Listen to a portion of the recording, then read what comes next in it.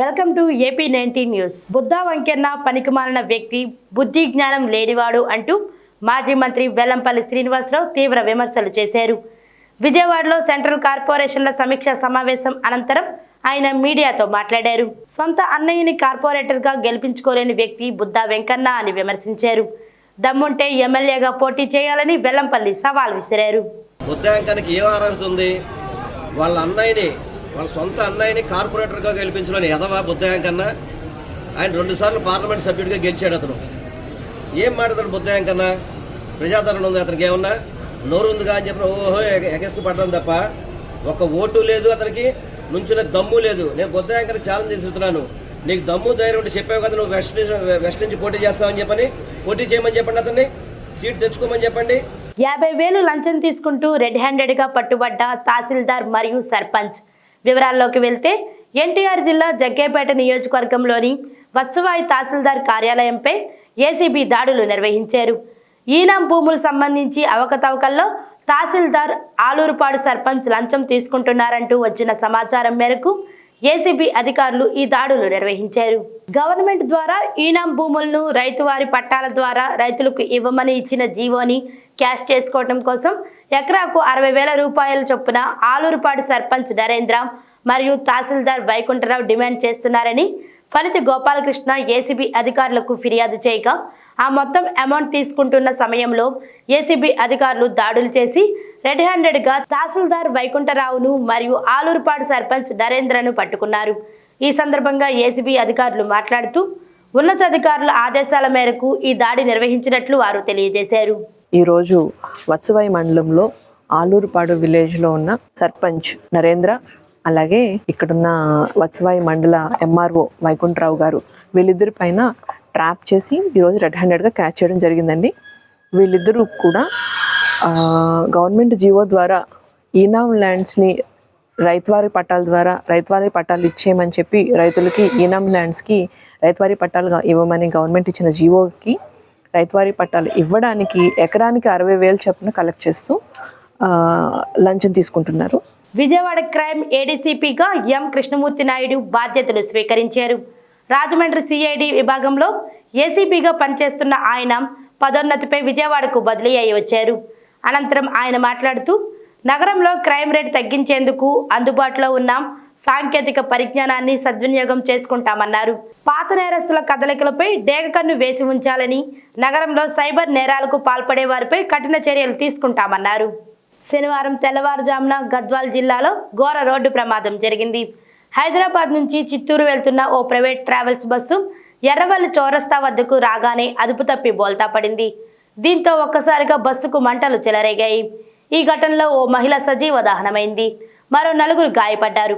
ప్రమాద సమయంలో బస్సులో 40 నుంచి 50 మంది ప్రయాణిస్తున్నట్లుగా తెలుస్తోంది.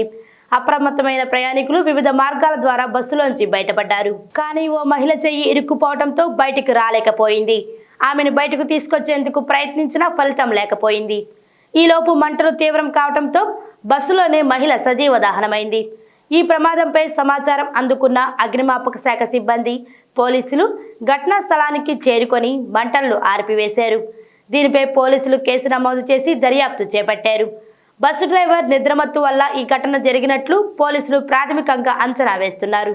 మోపిదేవి మండల ప్రజలకు మోపిదేవి ఎస్ఐ కేవీవి సత్యనారాయణ సంక్రాంతి శుభాకాంక్షలు తెలిపారు. శుక్రవారం మోపిదేవి పోలీస్ స్టేషన్లో ఆయన మాట్లాడుతూ సంక్రాంతి పండుగను ప్రజలందరూ సుఖ సంతోషాలతో జరుపుకోవాలని ఆకాంక్షించారు. యువత జోదాల వైపు ఆసక్తి చూపకుండా సాంప్రదాయ క్రీడల వైపు దృష్టి పెట్టాలని సూచించారు. మోపిదేవి పరిధిలో కోడి పందాలు, పేకాట, ఇతర జూదాలు నిర్వహించినా పాల్గొన్న చట్టరీత్యా చర్యలు తీసుకుంటామని హెచ్చరించారు. ఈ పండుగ సందర్భంగా ఎక్కడా కూడా ఏ విధమైన పేకాట్లకు కానీ కోడి పందాలకు కానీ ఎటువంటి అనుమతులు లేవు. అటువంటి ఏదైనా చేసినట్లయితే వారిపై చట్ట ప్రకారం చర్య తీసుకోబడుతుంది. కాబట్టి ప్రజలందరూ కూడా హ్యాపీగా ఈ సంక్రాంతి పండుగ చేసుకోవాలని, యువత వరకు కూడా ఈ చెడు వ్యసనాలకు కానీ అసాంఘిక కార్యకలాపాలకు కానీ పోకుండా కుటుంబ సభ్యులతో ఆనందంగా సంక్రాంతి పండుగ చేసుకోవాలని చెప్పేసి. కంచికచర్ల మండల పరిధిలోని కీసర టోల్ ప్లాజా వద్ద వాహనాల రద్దీ పెరిగింది. సంక్రాంతి పండుగ సందర్భంగా సెలవులు రావడంతో పట్టణ వాసులు పల్లెబాట పట్టారు.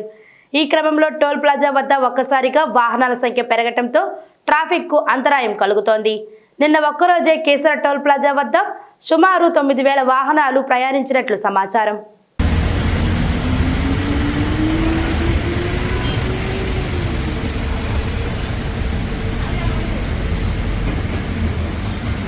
మైలవరం చంద్రగూడెంలో 40 సంవత్సరాల క్రితం చిరంజీవి అభిమానులు ప్రయాణికుల సౌకర్యార్థం నిర్మించుకున్న బస్టాప్ను శుక్రవారం రాత్రి నేలమట్టం చేశారు. రియల్ ఎస్టేట్ వెంచర్ వేయటంతో ఆ వెంచర్ యజమాని బస్టాప్ కూల్చినట్లు చిరంజీవి అభిమానులు ఆరోపిస్తున్నారు. ప్రయాణికుల సౌకర్యార్థం నిర్మించుకున్న బస్టాప్ కూల్చినందుకు గాను చిరంజీవి అభిమానులు ఆగ్రహం వ్యక్తం చేస్తున్నారు.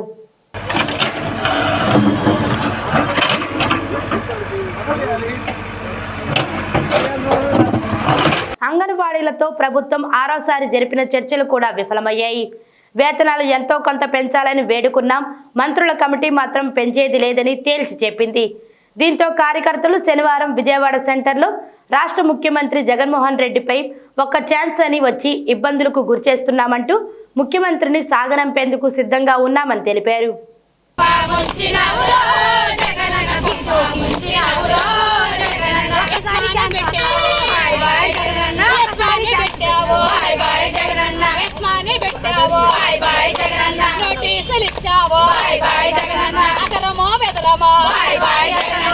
గన్నవరం మండలం ముస్తాబాద్ నుండి పురుషోత్తపట్నం వెళ్లే రోడ్డులో శనివారం ఉదయం ట్రాక్టర్ బోల్తా కొట్టిన ఘటన చోటు చేసుకుంది.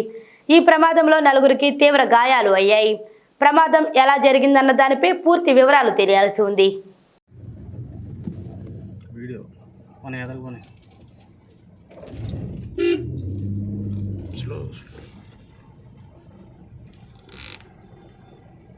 విజయవాడ రూరల్ మండలం కొత్తూరు తాడేపల్లి గ్రామంలో అనుమతులు లేకుండా కొండలు త్రవ్వుతున్నారని శుక్రవారం రాత్రి గ్రామస్తులు రైతులు నిరసన తెలిపారు.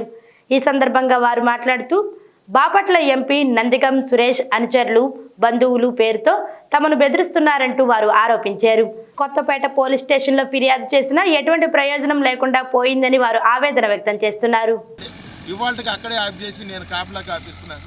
ఇంత మట్టికి అదేమంటే మీ పొలానికి మీ ఆ మిషన్లకి మీరే కాపలా గాయాలి, అది తేలే వరకు అని కూడా చెప్తున్నారు. అందుకోసమే నేను ఇవాళ రైతులందరం కలిసి టెంట్ వేసుకొని ఇక్కడే కూర్చున్నామండి. వాళ్ళు చూస్తేనే వాళ్ళు ఇష్టం వచ్చినట్టు బెదిరిస్తున్నారు ఫోన్లు చేసి రకరకాలుగా. ఇది మీరు అంతా అధికారులు స్పందించి దీనికి నాకు తగిన న్యాయం చేయాలని కోరుకుంటున్నాను. వాళ్ళు నందిగం సురేష్ ఓ మహిళ మృతదేహాన్ని కృష్ణలంక పోలీసులు స్వాధీనం చేసుకున్నారు.